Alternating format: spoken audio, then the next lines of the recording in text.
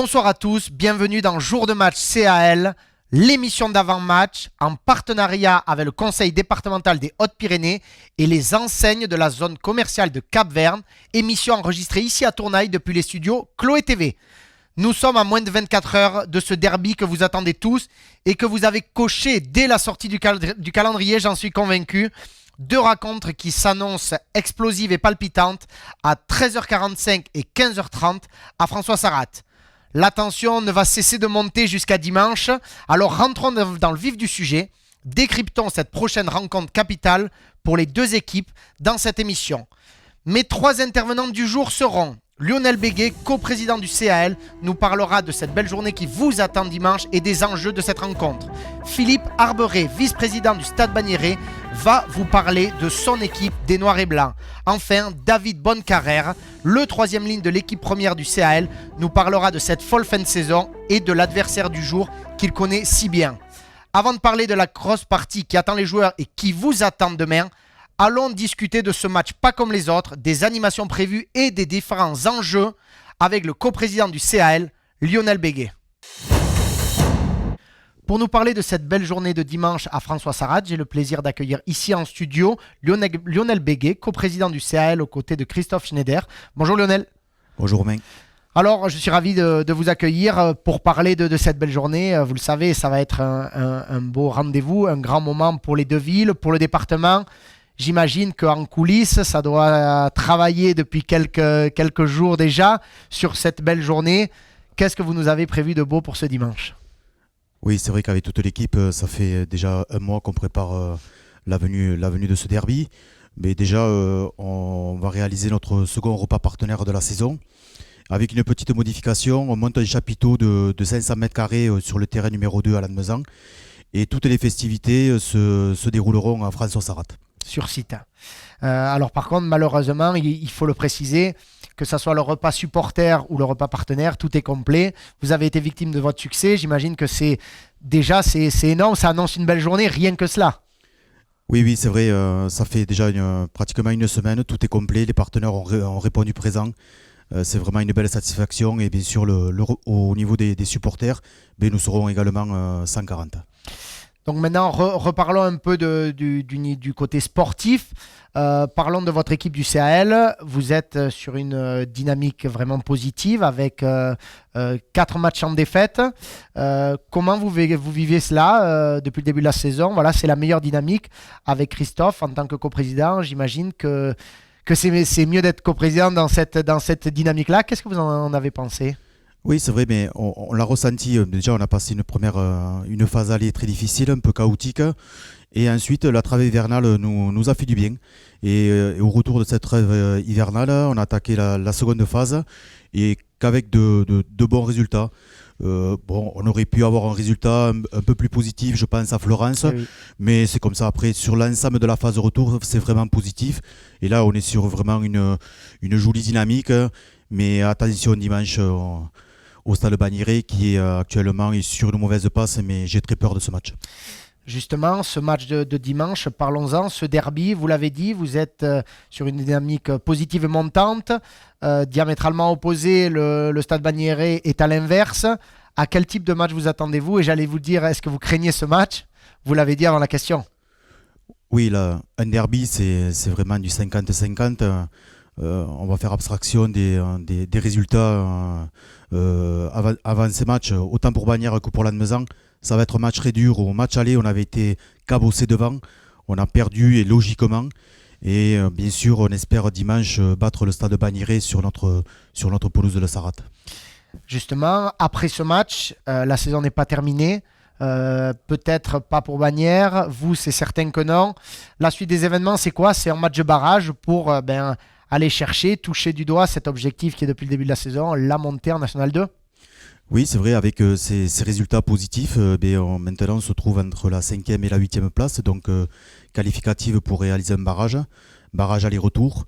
Si on termine 5e, 6e, on aura le retour à Sarrat. Si on termine 7e, 8e, on se déplacera pour le barrage. Les calculs sont simples. Il faut gagner pour être sûr d'être 5e ou 6e. Et après, si on regarde un peu la poule d'à côté, ça sera un match contre, normalement, Bassin d'Arcachon ou Beauvais. Ça vous conviendrait ? Oui, en fait, déjà, on va faire dimanche après dimanche comme le début de la saison. Bien sûr. On va bien préparer ce derby, c'est le plus important. Essayer de battre le Stade Bagnéret à la maison, ce ne sera pas chose facile. Et à la suite de ça, on verra quel adversaire on affrontera. Pour terminer, on peut révéler quelques petites surprises. Il devrait y avoir du beau monde à François Sarrat ce dimanche. Est-ce que vous pouvez nous en dire un peu plus sur quelques personnes qui devraient être présentes pour ce gros derby? Oui, mais déjà pour la venue de Saint-Jean-de-Luz, on a eu Pierre Berbizier qui est venu nous voir et en discutant avec Pierre et Gérard Duclos, qui ont été champions de France ensemble en cadet en 75, et bien, ils ont eu l'idée d'appeler pas mal de joueurs du Grand Chelem 81 et 87 dont faisait partie Pierre. Et donc il y en a une quinzaine de ces deux Grands Chelems qui seront présents à Sarrat. Allez, on peut dire quelques noms: Serge Blanco, Philippe Sella, Laurent Rodriguez, Philippe Bérotte, et tant d'autres, Philippe Dentrance, Jean Condon, voilà. Et il y en aura Laurent Pardo. Donc vraiment, on est très très heureux qu'ils aient répondu présent. Ça sera une belle fête, hein. Et ça, on le doit vraiment à Pierre Berbizier. Bah écoutez, que de grands noms à François Sarrat. On espère que la fête sera belle. En tout cas, tout le club, les bénévoles et toutes les strates du club a mis les moyens pour faire passer à toute la famille lannemezanaise une belle journée. En tout cas, merci beaucoup Lionel. On espère 2 belles victoires, l'équipe Espoir et l'équipe première. Et on vous dit à dimanche pour une belle fête. Merci Romain, merci beaucoup. Cette 22e et dernière journée de Fédéral 1 de cette poule 4 risque d'être folle et palpitante. En effet, à tous les étages du classement, rien n'est joué. Nous allons revenir sur les derniers résultats des deux équipes entre Lannemezan et le Stade Bagnéret. Vous le savez, le CAL est sur une très bonne dynamique avec 4 matchs sans défaite. Rappelons-le, le succès le week-end dernier du côté de Nafarrois avec une victoire 19-12. Lannemezan l'a emporté face à Tyrosse sur le score de 34-27. Un nouveau déplacement ramené de Pérorade, une égalité parfaite sur le score de 22 partout, et enfin la victoire face à Saint-Jean-de-Luz sur le score de 26-12. C'était fin février dernier. Du côté de Bagnères, par contre, la dynamique n'est pas la même, avec 6 revers de rang, notamment le week-end dernier, une défaite à domicile face à Montléon sur le score de 16-18, un revers chez la Lanterne Rouge Lombès-Sabatan sur le score de 21-19. Pareil, Bagnères a été s'incliner sur la côte basque du côté de Saint-Jean-de-Luz sur le score de 21-16. Du côté de Bagnères, on s'est aussi incliné à domicile face à Oloron et Anglette, et notamment chez le leader Florence. Donc voilà, 2 dynamiques vraiment différentes. Au niveau du classement, quand je dis qu'il y a des enjeux à tous les étages, c'est-à-dire que le classement des 4 premières places n'est pas déterminé, un classement qui est toujours dominé par Florence devant Auch, Tyrosse et enfin Saint-Jean-de-Luz. Le CAL est quant à lui 6e avec 54 points. On le rappelle, 2 matchs en moins qui ne se joueront pas et où le système de péréquation sera appliqué. Bagnères de son côté est 9e et sorti des 8 premières places qualificatives pour tenter d'accéder à la Nationale 2, 9e avec 48 points. Cependant, ce dernier match peut leur permettre, si Montléon connaît un revers lors de la dernière journée, de réintégrer le top 8 en cas de succès sur le plateau. Du côté du CAL, tout est encore permis. L'objectif est bien sûr acté, finir entre la 5e place et la 8e position. Cela est clairement fait. Maintenant, le but sera de terminer à cette 5e place, qui signifie que l'on affronterait dans ce fameux match de barrage aller-retour. Nous recevrions lors du match retour à François Sarrat l'équipe à définir, soit Beauvais, soit le bassin d'Arcachon. Un petit mot sur la programmation de cette 22e et dernière journée de Fédéral 1. Lombès-Sabatan, la Lanterne Rouge, accueillera le FC Oloron qui tentera, pareil, de terminer 5e ou 6e de ce championnat.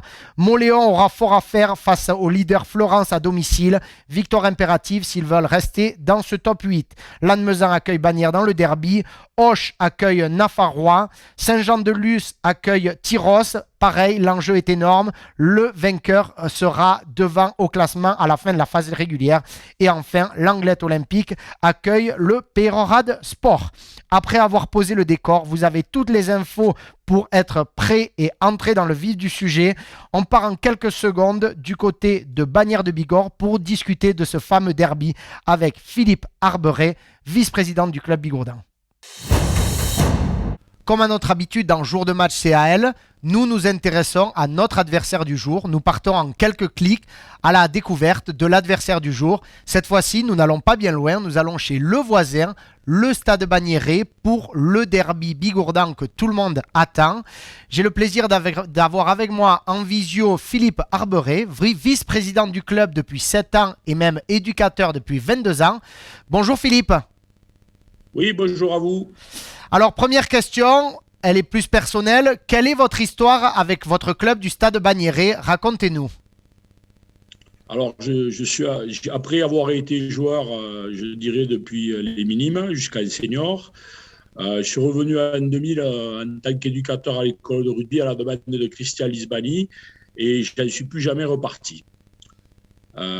Je suis arrivé au club il y a 7 ans parce que on est comme à la Nemezan, je dirais, on a besoin de bénévoles.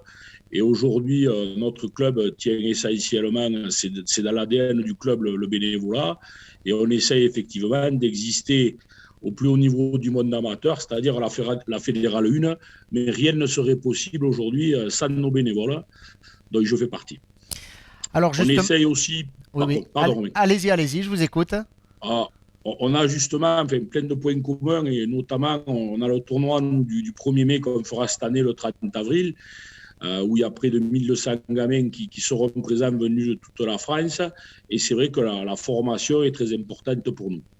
Très bien, on aura l'occasion d'en reparler dans cette interview. Alors avant de parler de cette dernière journée, de cette fin de saison, de ce fameux derby, racontez-nous un peu l'épisode 1 du derby avec ce match aller et la victoire des vôtres 15-6. Les conditions étaient difficiles, mais j'imagine que de votre côté, la victoire était belle et satisfaisante. Alors, bien entendu, je dirais que, comme vous l'avez bien dit, ces derbys sont très importants pour notre département, puisque justement, c'est dans l'ADN des Hautes-Pyrénées le mot rugby et le département est à nos côtés. Notamment sur ces 2 matchs derby puisqu'ils ont tenu à être partenaires majeurs et c'est vrai que le match aller pour nous la victoire a été très importante effectivement parce que ça fait plusieurs années où je dirais que les joueurs se connaissent par cœur puisque des joueurs on fait l'aller-retour entre les 2 clubs, les coachs se connaissent et c'est vrai que c'était important pour nous de rester invaincus à domicile et enfin de gagner un des derbys. Les conditions climatiques avaient été dantesques, mais effectivement, j'espère que ça ne sera pas le cas dimanche. Normalement, non. Normalement, non. On était heureux d'avoir gagné ce match, parce que la notion de derby, là, effectivement, on est quand même tous très proches, très similaires. C'était important pour nous de battre enfin la Nemezan. Justement, vous l'avez évoqué en tout début d'interview, vous êtes attaché à la formation, à vos jeunes. Vous avez, comme le Cercle Amical Lannemezanais, de précieux bénévoles et de précieux supporters.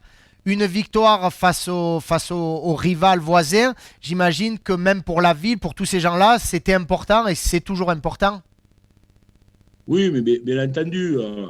Alors, mon ami Christophe Schneider, puisqu'il a quand même porté les couleurs du Stade Bagnérais, qui est aujourd'hui un des présidents de la Nemezan, que ce soit Jean-Philippe Dastug, Christophe Dasque, Bonnecarrère, Cazorla, tout ça, c'est des gens qu'on connaît bien, mais effectivement, Petit Gianni, puisque Petit aussi était aussi passé par le Stade Bagnérais. On a eu, nous aussi, la chance d'avoir Laurent Déon, Yaya Guillon, Patrice Okossou, qui venait de la Nemezan.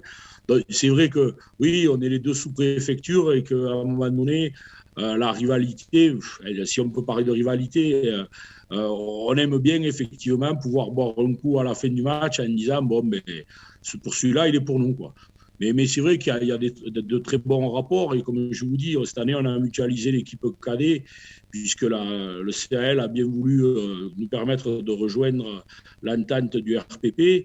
Et oui, la formation, je suis persuadé que pour les 2 clubs, est très importante parce que pour exister à ce plus haut niveau, clairement, aujourd'hui, il faut vraiment continuer cet effort de formation, former nos jeunes, leur montrer le plus haut niveau, puisque justement, à travers l'équipe des U16, on évolue en poule nationale.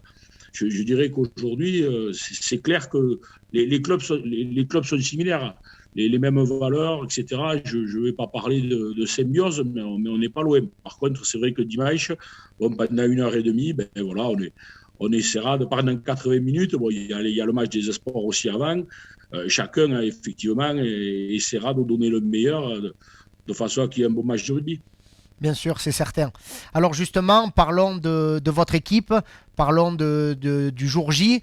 Après, et notamment de ces derniers matchs, après un précieux succès face au leader occitan à l'époque sur le score de 13-9, c'était le 13 février dernier, une victoire acquise avec la manière et vraiment ça avait ravi tout le camp bagnérais. Et derrière, votre équipe a semblé s'écrouler, basculer vers une dynamique négative, malheureusement pour vous, de 6 défaites de rang. Est-ce que vous arrivez à l'expliquer? Est-ce qu'au final, vous comprenez un peu ce qui s'est passé, alors que vous étiez pourtant sur des résultats plus qu'honorables? Alors, l'expliquer, je dirais que je ne suis pas sur le terrain. Hein, la réponse reste aux joueurs. Peut-être qu'à un moment donné, on n'a pas su gagner, certainement, ou se mettre à l'abri, mais on aurait pu gagner à Florence, on aurait pu gagner à Saint-Jean, à Lombès, voilà, on perd aussi à la dernière minute, mais peut-être qu'effectivement, on n'a pas su mettre à un moment donné les ingrédients qu'il fallait, certainement, parce que sinon, je dirais qu'on aurait gagné. Après, clairement, les ambitions pour dimanche, aujourd'hui, c'est de venir faire un bon match sur le plateau. C'est, je dirais, nos voisins, là, nos années, et Christophe Schneider ne me dira pas le contraire, sont largement favoris. Nous, on va arriver en tant qu'outsider et on va donner le meilleur de nous-mêmes. Alors, Pardon, mais on va essayer, effectivement, de déjouer les pronostics, puisque maintenant, effectivement, on arrive sur le plateau avec cette image de 6 défaites, mais c'est pas à vous que je vais l'apprendre. Un derby ne ressemble à aucun match parce que tous ces joueurs se connaissent peut-être trop ou par cœur, que justement les coachs se connaissent, les présidents se connaissent, s'apprécient. Moi, aujourd'hui, je peux vous assurer qu'on va faire tout ce qu'il faut. On va essayer, sans être présomptueux ou optimiste, on va rester humble. J'espère qu'on mettra tous les ingrédients qu'il faut pour faire un bon match sur le plateau. Je rebondis rapidement sur 2 petits points que vous avez évoqués. Quand vous nous dites que vous n'êtes pas passé loin de certaines victoires, vous l'avez évoqué. Vous êtes quand même l'équipe qui a marqué le plus de bonus défensifs. Vous êtes à 9 bonus défensifs, largement au-dessus de toutes les équipes. Ça montre que même si vous avez perdu plusieurs matchs, à chaque fois, vous n'êtes pas loin. Oui, mais c'est ça, c'est que alors c'est facile dans les tribunes, je dirais, on n'est pas sur le terrain, quoi. Donc on a été joueur. Je ne sais pas vous-même si vous l'avez été, moi je l'ai été. Je sais que c'est compliqué, qu'à un moment donné, depuis le bord de touche, on n'a pas un joystick, hein, on ne peut pas manœuvrer les gens. C'est plus facile dans les tribunes de dire ah oui, il aurait fallu faire ça. Je crois qu'aujourd'hui, clairement, à un moment donné, on n'a pas su gagner, hein, puisqu'à Lombès, à la 79, on a gagné, à la 80e, on a perdu. Encore dimanche, on perd de 2 points. Je dirais qu'à un moment donné, on a 2 pénalités qu'on met à côté. On prend un essai un peu casquette. Bon, voilà, moi je dirais que les gens font au mieux. On est tous perfectibles. Et effectivement, je maintiens que la notion de derby aujourd'hui, elle peut être compliquée à gérer aussi pour nos amis là de nos années. Hein. Voilà, chacun va essayer de faire. Nous on n'a rien à perdre à monter sur le plateau, quoi. Aujourd'hui, je veux dire, dimanche, effectivement, on jouait le barrage d'accession en National 2. Ben, dimanche prochain, il faut effectivement qu'on gagne sur le plateau, que Florence aille gagner à Montléon. Ça fait beaucoup de si. Mais rendez-vous dimanche soir et là, on pourra dire où on en est, quoi. Mais la saison, effectivement, ce matin, on me demandait si c'était celle des occasions ratées, si on avait été en courant alternatif. Il faut se rappeler qu'on sort de 2 ans d'après Covid. Hein, et je crois qu'on avait tous peur en début de saison. On ne savait pas trop où on en est, quoi. Donc, vous dire quoi de plus Non, on n'a pas su gagner les matchs. Voilà, clairement. Vous m'avez... On va essayer d'améliorer tout ça dimanche. Et ce que j'allais dire, c'est que vous m'avez soufflé l'avant-dernière question. J'allais vous dire, mathématiquement, rien n'est joué. Il reste une journée. Là, pour vous, le constat SM, c'est une victoire à Lannemezan et Moléon qui perd à domicile. Et vous êtes en barrage de National 2.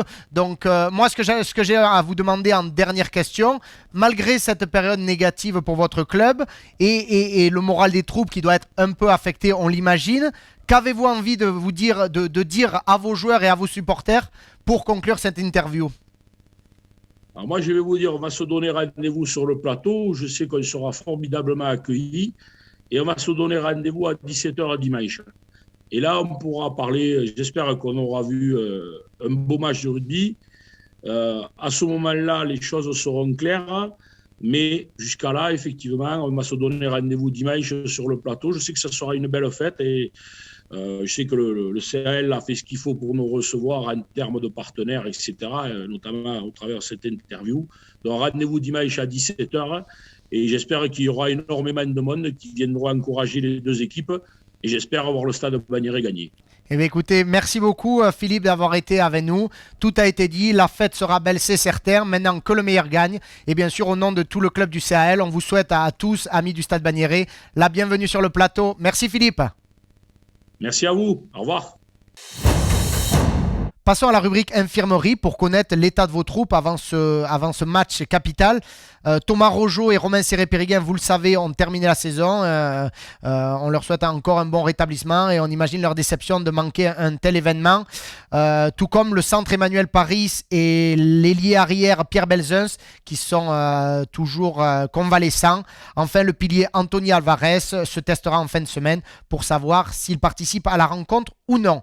Sans transition, passons à cette opposition. On a évoqué les statistiques individuelles propres au collectif de l'équipe première du CAL. Maintenant, les statistiques collectives.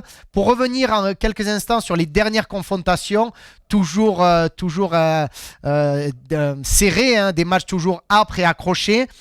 Au match aller en décembre dernier, on l'a dit, Bagnères s'était imposé sur le score de 15-6. Sur la précédente confrontation, Bagnères l'avait également emporté en septembre 2010, une victoire à domicile sur le score de 17-9. Puis c'est notre équipe du CAL qui l'a emporté 3 fois de suite. Une victoire à François Sarrat, c'était en février 2020, une victoire 25-18. Et enfin, 2 succès à l'extérieur en 2019 sur les scores de 21-27 et de 7-21. Alors au niveau des stats collective, au niveau de l'offensive des points marqués, avantage au cercle amical lannemezanais avec 398 points contre 390 pour le Stade Bagnéret. On rappelle que le CAL a toujours 2 matchs en retard par rapport à son adversaire du jour. Au niveau de la défense, avantage aussi à Lannemezan avec 367 points encaissés contre 379 pour le Stade Bagnéret. Enfin, au niveau des bonus, le CAL en a toujours 6, 3 offensifs, 3 défensifs, ça n'a pas bougé. Enfin, le Stade Bagnéret a 10 bonus, 1 bonus offensif et 9 bonus défensifs. On l'a dit, preuve que cette équipe des Noirs et Blancs ne lâche jamais. Après ces petites infos pour vraiment vous mettre dans l'ambiance de ce match et être fin prêt en tribune ou au bord de la balustrade, qui de mieux au CAL pour nous parler de ce match si particulier que notre 3e ligne, David Bonnecarrère. Après avoir pris la température du côté de chez notre adversaire, le Stade Bagnéret, intéressons-nous maintenant bien sûr aux coulisses, à l'intimité du vestiaire du CAL avec le 3e ligne, David Bonnecarrère en visio. Bonjour David. Bonjour. Alors David, cela fait 3 saisons que vous avez rejoint les Rouges et Blancs du plateau. Si l'on regarde un peu votre CV rugby, il n'y a pas plus bigourdant que vous. Oui, tout à fait. Si on se fie au mon CV rugbystique, j'ai pas quitté le département et la Bigorre de toutes mes années rugbystiques. Voilà, c'est un endroit où je suis né et qui me plaît et représenter ce département un peu partout dans la France avec le rugby me fait énormément plaisir. Alors vous avez démarré votre carrière de rugbyman à Pouillastruc avant de rejoindre le TPR, c'est ça? Oui, c'est ça. Ouais. J'ai fait toute l'école de rugby à Pouillastruc de mini poussin à cadet, première année. Et ensuite, j'ai pris la direction du TPR et d'où j'ai fini mon école de rugby et la suite de ma carrière. Donc, une fois après les années jeunes au TPR, vous avez la chance, à 21-22 ans, de goûter aux joies de la Pro D2 avec le TPR. Racontez-nous un peu cet épisode. Oui, tout à fait, oui. J'ai eu la chance, c'est un rêve comme de tout gosse quand on joue au rugby de goûter au monde professionnel. J'ai eu cette chance de le faire au TPR et j'en garde de très bons souvenirs. Voilà, c'est un rêve que j'ai réalisé et j'ai pu le faire. Et voilà, quoi, je suis content, ça s'est super bien passé et voilà, quoi. Alors, vous partez ensuite disputer 4 saisons du côté de Bagnères entre 2012 et 2016. Quels souvenirs en gardez-vous? De très bons souvenirs, de très très bons souvenirs parce que bon, c'est un très bon club, vachement familial. Et en plus de ça, on va dire que j'ai goûté un peu à tout parce que je suis arrivé la première année où ils sont montés en Fédéral 1. Et donc, on a goûté aux joies du maintien. C'était l'objectif de la première saison, se maintenir. Ensuite, la saison qui a suivi, on avait comme objectif de se qualifier pour les phases finales. On le loupe de très peu dans les derniers matchs de la saison. Donc là, ça avait été une énorme déception. Et ensuite, les 2 dernières années, on se qualifie pour les huitièmes de finale à chaque fois. Donc, beaucoup de joie et de très bonnes années passées là-bas, que j'en garde de très bons souvenirs. Alors, après avoir effectué un petit retour de 3 saisons au TPR, vous avez finalement choisi de poser vos valises toujours en Bigorre, mais cette fois-ci sur le plateau. Qu'est-ce qui vous a séduit et comment ça s'est passé? Oui, oui, tout à fait. Ce qui m'a séduit, un nouveau objectif de connaître un nouveau club, de s'y imposer. Et après, bon, j'avais quelques connaissances là-bas. Et ensuite, le club m'a aussi permis de faire ma reconversion professionnelle. Donc, il y avait tout ça je voulais tout ça de mélanger. Et donc, je remercie déjà le club de m'avoir fait pouvoir faire ma reconversion professionnelle. Donc je suis là aujourd'hui et voilà, quoi. Donc, je voulais faire, Justement, c'était un nouvel objectif pour moi et voilà, quoi. justement, qu'est-ce que vous faites aujourd'hui en parallèle de jouer au rugby? Je travaille dans une boîte de travaux publics qui s'appelle la Routière des Pyrénées. Et donc voilà, je suis sur les routes, au niveau des réparations de routes Très bien. en général. Et on sait que vous avez beaucoup de boulot, vu qu'on vous a embêté toute la journée pour faire cette visio. Oui, tout à fait.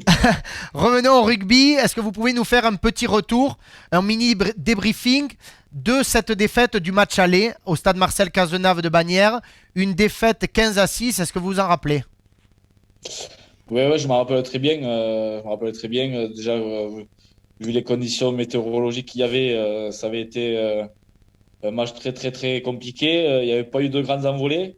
Voilà, donc on n'avait pas pu faire grand-chose. Ça avait été un combat vachement de devant. Et puis au final, c'est eux qui ont remporté cette bataille. Donc il faut les féliciter. Ils ont marqué quand il fallait. Et ce qu'on n'a pas réussi à faire nous. Voilà, voilà, quoi. Il n'y avait pas grand-chose à dire. Il faut juste les féliciter parce ils ont fait ce qu'il fallait et ce que nous, on n'a pas fait, quoi. Tout simplement. Par contre, dimanche, à François Sarrat, ils annoncent beau temps et on devrait assister à un match plus débridé, plus ouvert, qui semble, c'est un jeu qui semble convenir au CAL cette saison. Je ne sais pas si vous êtes d'accord. Oui, oui, tout à fait. Ouais. Surtout cette fin de saison où on finit bien, où on a trouvé ce qu'on n'avait pas en début de saison, faire de la de faire de la continuité dans notre jeu. Oui. Et ce qu'on a mis en place là, cette seconde partie de saison et qu'on arrive à bien faire. Et j'espère qu'on pourra le refaire encore dimanche.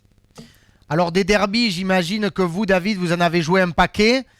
Comment on vit ça quand on est joueur? En plus, quand on est joueur, un pur bigourdan. Et j'imagine que celui-ci sera quand même vraiment particulier pour vous. Oui, oui, c'est des matchs qu'on veut jouer absolument.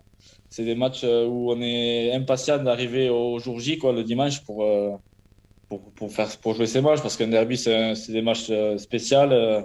C'est pas un match comme un autre. C'est, comme on dit tout le temps, un derby, ça se joue, mais ça se joue pas, mais ça se gagne. Exact. Donc voilà, surtout quand on fait partie de cette région, de ce département. Et on veut défendre nos couleurs, montrer qu'on est peut-être un peu un combat de coq, montrer qu'on est les plus forts dans le département. C'est toujours c'est plaisant.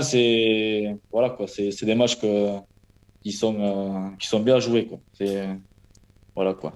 Bon, eh bien, en tout cas, le ton est donné. On imagine que côté Lannemezanais, côté Bagnères, tout le monde a envie de jouer ce match, que ça soit dans les tribunes, ça sera pareil. Ça va être un beau duel aussi. En tout cas, merci beaucoup, David. On vous souhaite à vous et à tous vos coéquipiers un très bon match. Et en espérant, bien sûr, de belles victoires, les espoirs et l'équipe première. Merci, David, et bon match. Merci beaucoup. C'est déjà la fin de ces 2 épisodes consacrés au derby Bigourdan, la réception du stade Bagnères Rugby face à nos joueurs du CAL sur le plateau à François Sarrat ce dimanche. 2 rencontres choc, dès 13h45 l'équipe Espoir, l'équipe première à 15h30. Je pense que nous avons bien fait le tour. Vous êtes fin prêts à croquer ce match autant que vous joueurs. Rendez-vous demain au stade, tous derrière le CAL.